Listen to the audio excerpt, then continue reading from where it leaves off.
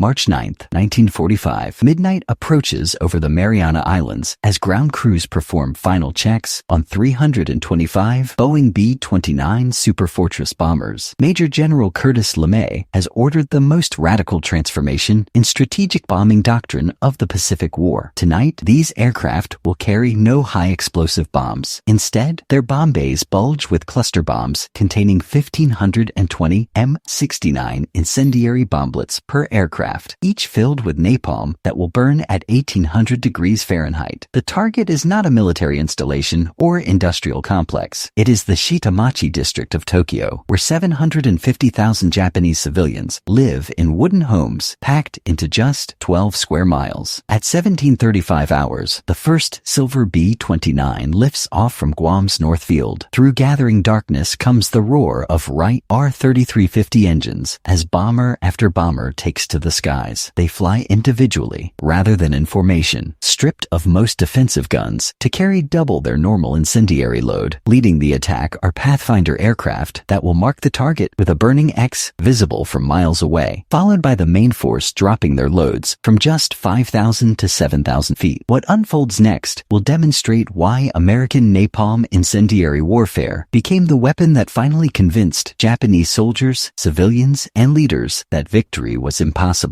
The transformation of American bombing doctrine began with a grim recognition of failure. High-altitude precision bombing raids from 30,000 feet had proven catastrophically ineffective due to jet stream winds exceeding 200 miles per hour that scattered bombs miles from intended targets. Engine failures plagued B-29 operations as magnesium alloy components overheated beyond safe operating temperatures. Cloud cover obscured targets 70% of the time, forcing bombardiers to rely on primitive radar systems. General Curtis LeMay, assuming command of the 21st Bomber Command in January 1945, inherited a strategic bombing campaign that was achieving minimal results against Japanese war production. LeMay's solution was revolutionary and controversial. He ordered all defensive guns removed except tail positions, allowing each B-29 to carry 7 tons of incendiaries instead of the usual 3.5 tons of high explosives. Flying at 5,000 to 9,000 feet would avoid the jet stream, reduce engine strain, and improve bombing accuracy. Night attacks would minimize exposure to Japanese fighters, which lacked radar and trained night fighter pilots. Individual aircraft would navigate using LORAN radio signals, attacking in a continuous stream over several hours rather than concentrated formations. The weapon that would shatter Japanese faith in victory was the M69 incendiary bomblet, a hexagonal steel pipe measuring 3 inches in diameter and 20 inches long, weighing 6 pounds. Unlike earlier thermite or magnesium designs that burned hotter but could be extinguished, the M69 used napalm jellied gasoline developed through collaboration between Standard Oil Development Company and Harvard University scientists. This revolutionary incendiary was dropped in 46 aimable clusters of 38 bomblets that separated at 2,000 feet altitude. Each M69 deployed a cotton streamer to orient its fuse downwards. Upon impact, a time delay fuse burned for 3 to 5 seconds before a white phosphorus charge ignited, dispersing flaming napalm up to 100 feet in multiple directions. The development of this weapon system represented American scientific and industrial superiority at its peak. Chemical warfare specialists at Harvard University, working with the Office of Scientific Research and Development, had perfected napalm as an incendiary filler that adhered to surfaces and resisted water-based firefighting efforts. Testing at Dugway Proving Ground in Utah validated the M69's effectiveness against replica Japanese residential structures. American engineers had constructed authentic replicas of Japanese neighborhoods, complete with wooden frames, tatami mats, and traditional furnishings, then systematically burned them down to determine optimal incendiary patterns and concentrations. The principal architect for these test structures was Antonin Raymond, who had spent years building in Japan and understood Japanese construction methods intimately. The tests proved that the M69 created multiple ignition points across wide areas with napalm that maintained combustion despite Japanese firefighting methods. A single B-29 carried 40 cluster bombs containing 1,520 individual bomblets. Operation Meeting House would drop approximately 424,000 incendiary bomblets on Tokyo, creating an unprecedented concentration of fire-starting devices calculated to generate it a self-sustaining conflagration. Weather conditions on March 9th proved ideal for the operation. Clear skies with strong surface winds between 17 and 28 miles per hour, with gusts reaching 45 miles per hour, would spread fires rapidly across the target area. American meteorologists had analyzed Japanese weather patterns extensively, identifying optimal conditions for fire propagation. The March 9th to 10th raid was deliberately scheduled following a dry period when Tokyo's wooden structures contained minimal moisture. The first Pathfinder B-29s arrived over Tokyo at 12:08 a.m. on March 10th, approaching from different directions to mark the target zone. Flying at just 5,000 feet, they dropped M47 napalm bombs that immediately created visible fire markers, forming an enormous burning X across the Shitamachi district. The main force arrived minutes later, with bombardiers aiming for the illuminated markers. Within minutes, thousands of individual fires erupted across the target zone. Strong winds quickly spread flames from building to building, merging separate blazes into a massive conflagration. Temperatures at ground level exceeded 1,800 degrees Fahrenheit, sufficient to melt glass and metal infrastructure. Superheated air created powerful updrafts, generating intense wind vortices that lifted debris high into the atmosphere. Streets became impassable as asphalt ignited, and wooden buildings collapsed from extreme heat. 24-year-old Yoshiko Hashimoto was at home in Tokyo's Sumida district with her 13-month-old baby when the attack began. She would later provide testimony documenting the human impact of this new American weapon. The B-29s were dropping numerous firebombs, and it sounded like heavy rain. She witnessed the intensity of destruction that contradicted every assumption Japanese leaders had made about American capabilities and resolve. As fires spread rapidly, Yoshiko fled with her parents, baby, and sisters through streets filled with evacuating residents. The narrow alleys of Shitamachi became death traps as thousands attempted to escape simultaneously. Parents became separated from children in the confusion. Elderly residents who fell were unable to continue as superheated air caused severe respiratory damage to those exposed even briefly. At the Sumida River, Yoshiko witnessed scenes that would haunt her for decades. Burning debris was falling around us, and the wind was intensifying. Burning materials, signboards, wooden doors, and household items were airborne. Her father pushed her and the baby into the water, an action that saved their lives, but her mother perished, along with Yoshiko's father and sister. Across the burning district, similar tragedies occurred repeatedly as the American incendiary weapon system proved devastatingly effective against Japanese urban infrastructure. Those who entered canals faced extreme water temperatures as the fires heated surrounding areas. The conflagration's winds were powerful enough to move people significant distances. Police stations, hospitals, and designated evacuation centers became surrounded by flames. At Kikukawa Elementary School, a designated shelter, investigators later found only metal objects and human remains among the ashes where hundreds had sought safety. The systematic nature of American planning became evident in the raid's execution. Each B-29 dropped its incendiary load according to precise patterns developed through scientific testing. The overlapping fire zones created by multiple aircraft ensured that separate blazes would merge into an unstoppable inferno. American intelligence officers had consulted pre-war Japanese urban planning documents to identify areas where cottage industries produced aircraft parts, electrical equipment, and precision instruments in small workshops integrated within residential zones. Japanese air defenses proved catastrophically inadequate against this new American tactic. Tokyo possessed fewer than 500 heavy anti-aircraft guns, defending the entire metropolitan area. The Type 99 88mm gun provided the main high-altitude defense, while the Type 98 20mm cannon offered close-range protection with an effective ceiling of only 11,500 feet. Most critically, Japan lacked fire control radar for anti-aircraft artillery, depending instead on optical rangefinders and sound locators that became useless at night. Japanese night fighters struggled against the low-flying B-29s. The Nakajima J-1 Ngeko, armed with twin 20mm Type 99 cannons, could theoretically attack bombers from unexpected angles, but Japan had produced only 479 of these aircraft throughout the war. The Kawasaki Ki-45 Toryu served as another night fighter option, equipped with a 37mm cannon, but only 1,701 had been manufactured since 1941. Without radar for the night interception, these aircraft relied on searchlights and visual identification, nearly impossible tasks against fast-moving bombers in darkness. The human cost of Operation Meeting House exceeded all previous air raids in history. Casualty estimates varied among different authorities, but historical consensus indicates that over 100,000 people died, exceeding the immediate casualties from either atomic bombing. The attack destroyed 267,171 buildings across 15.8 square miles, eliminating 25% of Tokyo's structures. Over 1 million survivors lost their homes, becoming refugees in a nation already strained by years of total war. American losses were comparatively minimal. 14 B-29s failed to return, with 96 airmen listed as killed or missing. Several bombers encountered severe turbulence from thermal updrafts created by the fires, causing loss of control. Others received anti-aircraft damage during their low-level runs, though Japanese gunners struggled to track aircraft at such unusual altitudes. The disparity between American and Japanese losses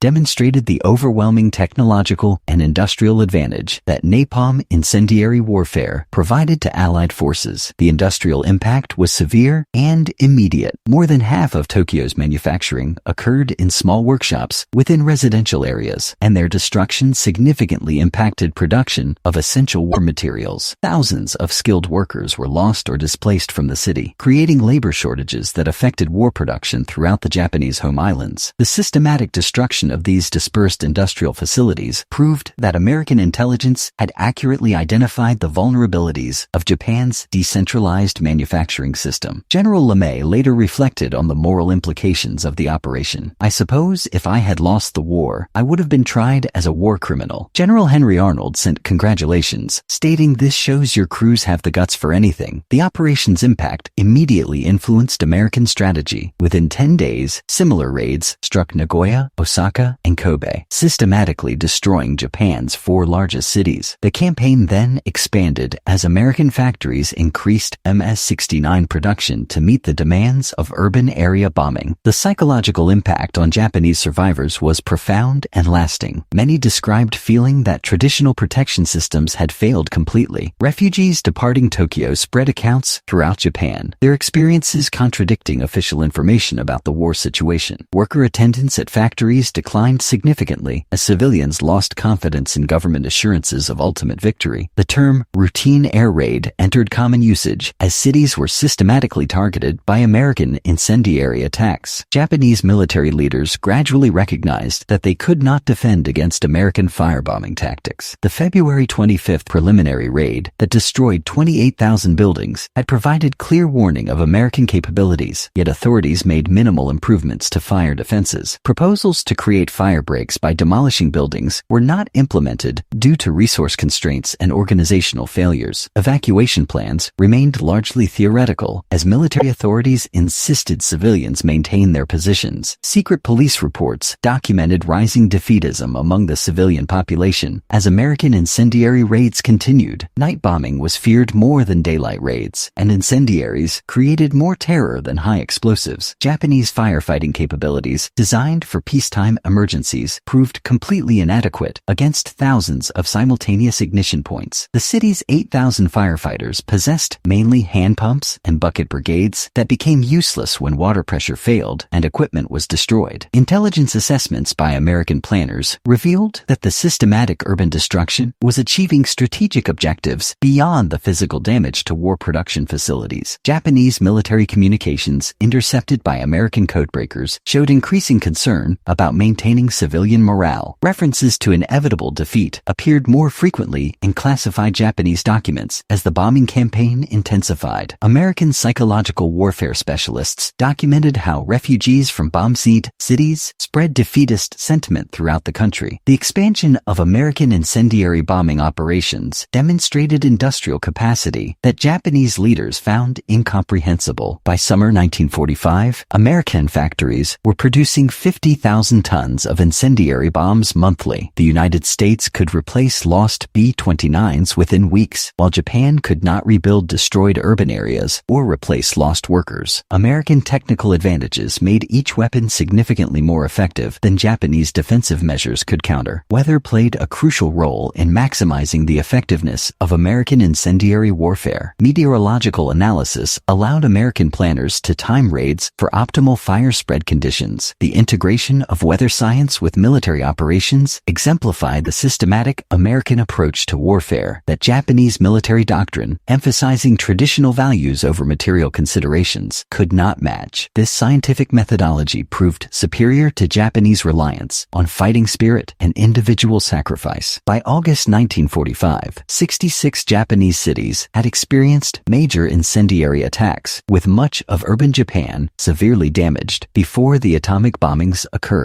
The systematic destruction created conditions where continued resistance became increasingly difficult. Emperor Hirohito later referenced the bombing campaigns and domestic situation as factors in the surrender decision. The 100,000 who died in Tokyo contributed to ending a conflict that invasion might have prolonged, potentially causing millions more casualties. Operation Meeting House demonstrated that American industrial and technological superiority could create weapon systems that made Japanese victory psychologically impossible. The integration of scientific research, industrial production, and strategic planning produced an incendiary warfare capability that exceeded anything Japanese military leaders had imagined possible. The M69 bomblet, developed through collaboration between universities and corporations, represented democratic innovation that totalitarian command structures could not match. The operation revealed warfare's evolution from limited military engagements to comprehensive societal conflicts. Residential areas built over generations were destroyed in hours by weapons manufactured thousands of miles away. The conflict that began with territorial expansion ended with advanced technology affecting civilian populations who had minimal direct military involvement. The disparity between B-29s carrying sophisticated incendiaries and Japanese defenders equipped with basic firefighting tools illustrated the decisive importance of industrial and technical capabilities. The strategic implications of Operation Meeting House extended far beyond its immediate destruction. American military planners recognized that systematic incendiary bombing could accomplish what precision attacks against specific targets had failed to achieve. The concentrated destruction of urban manufacturing centers proved more effective than attempts to identify and destroy individual factories. Japanese industrial production had been deliberately dispersed into residential areas to avoid bombing, but this strategy proved counterproductive when American incendiary weapons could destroy entire neighborhoods simultaneously. The development of napalm represented a revolution in chemical warfare that gave American forces decisive advantages against Japanese defensive preparations. Standard Oil Development Company chemists had created a jellied gasoline that maintained combustion despite Japanese firefighting methods. The formula combined gasoline with aluminum, naphthenate, and palmitate, creating a substance that adhered to surfaces and continued burning even when water was applied. This chemical innovation made traditional Japanese fire prevention methods obsolete overnight. The testing program at WWII Proving Ground revealed American commitment to scientific warfare that Japanese military culture could not comprehend. American engineers constructed detailed replicas of German and Japanese residential architecture, then systematically tested various incendiary combinations to determine optimal destruction methods. The German village cost $575,000 to build, while the Japanese village required authentic materials, including tatami mats and traditional wooden construction techniques. Japanese defensive preparations proved completely inadequate against American incendiary warfare techniques. Civil defense organizations had trained civilians to fight fires using sand buckets, water containers, and organized neighborhood brigades. These methods worked against individual fires, but became useless when thousands of incendiaries created simultaneous ignition points across wide areas. The concept of total evacuation was rejected by Japanese authorities, who insisted that civilians remain at their posts to fight fires and maintain production. The psychological warfare aspects of American incendiary bombing proved as important as the physical destruction. Leaflet drops warned Japanese civilians which cities would be targeted next, creating mass panic and refugee movements that disrupted transportation and communication systems. These warnings demonstrated complete American air superiority while allowing Japanese authorities no effective response. The certainty of destruction became as demoralizing as the actual bombing raids. Intelligence operations supported American incendiary warfare through comprehensive analysis of Japanese urban planning, construction methods, and defensive preparations. American analysts studied pre-war photographs, architectural documents, and intelligence reports from neutral observers to identify optimal target areas. Whether weather intelligence allowed precise timing of raids to maximize fire spread under favorable wind conditions. This systematic approach contrasted sharply with Japanese improvisational responses to bombing attacks. The industrial production of incendiary weapons demonstrated American manufacturing capabilities that dwarfed Japanese capacity. American factories produced millions of M69 bomblets using standardized manufacturing processes that ensured consistent performance. Quality control procedures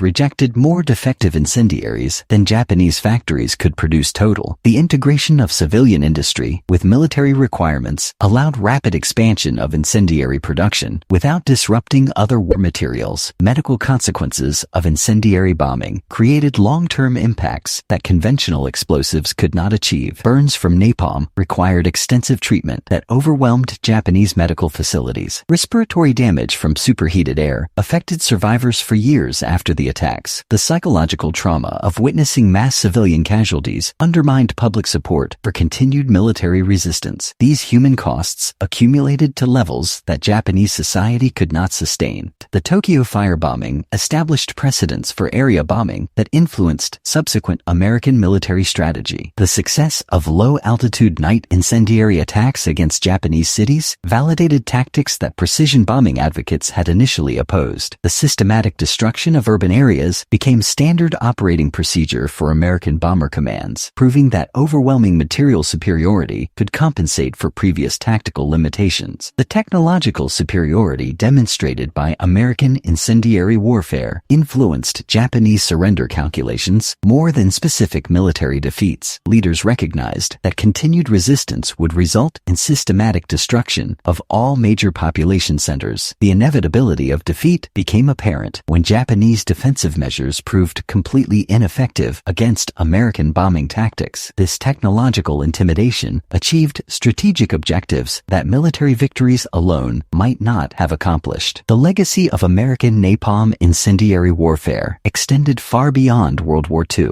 establishing principles that shaped modern military doctrine. The integration of scientific research, industrial production, and strategic planning created capabilities that exceeded what individual military services could achieve separately. The collaboration between universities, corporations, and government agencies produced technological innovations that gave American forces decisive advantages over enemies who relied on traditional military approaches. And the March 10th Tokyo raid marked the moment when Japanese belief in ultimate victory became psychologically impossible to maintain. Witnessing American ability to systematically destroy major cities with apparent ease convinced military leaders that continued resistance would result in national annihilation. The weapon that broke Japanese faith in victory was not any single technology, but the demonstration of American industrial and scientific superiority that made defeat inevitable. The human cost of this strategic transformation cannot be forgotten. 100,000 Japanese civilians died in a single night, victims of warfare that deliberately targeted residential areas. The survivors carried physical and psychological scars for decades, testament to the destructive power of modern technological warfare. Their sacrifice contributed to ending a conflict that might otherwise have continued for years, with millions more casualties. The firebombing of Tokyo became the template for destroying Japanese urban centers, demonstrating that area incendiary attacks were more effective than precision bombing against dispersed manufacturing facilities. The weapon that made Japanese soldiers stop believing in victory was not just napalm, but the integrated American system of scientific development, mass production, weather analysis, intelligence gathering, and strategic coordination that made systematic urban destruction inevitable. American napalm incendiary warfare proved that industrial democracies could create overwhelming military advantages through scientific innovation and manufacturing capacity. The psychological impact on Japanese civilians, military personnel, and leaders was decisive, convincing them that continued resistance would result in complete annihilation. The March 10th Tokyo raid demonstrated that American technological and industrial superiority had reached levels that made Japanese defeat mathematically certain, finally breaking the faith in victory that had sustained Japanese resistance throughout the war, establishing the precedent that modern warfare victory depends on comprehensive technological dominance through overwhelming industrial capabilities. The Tokyo firebombing demonstrated that victory in modern warfare depends not on military courage or tactical skill alone, but on the ability to develop, produce, and deploy advanced advanced weapon systems that enemies cannot counter. American success came from harnessing democratic innovation and industrial capacity to create overwhelming technological advantages through systematic planning and technological superiority that made defeat inevitable.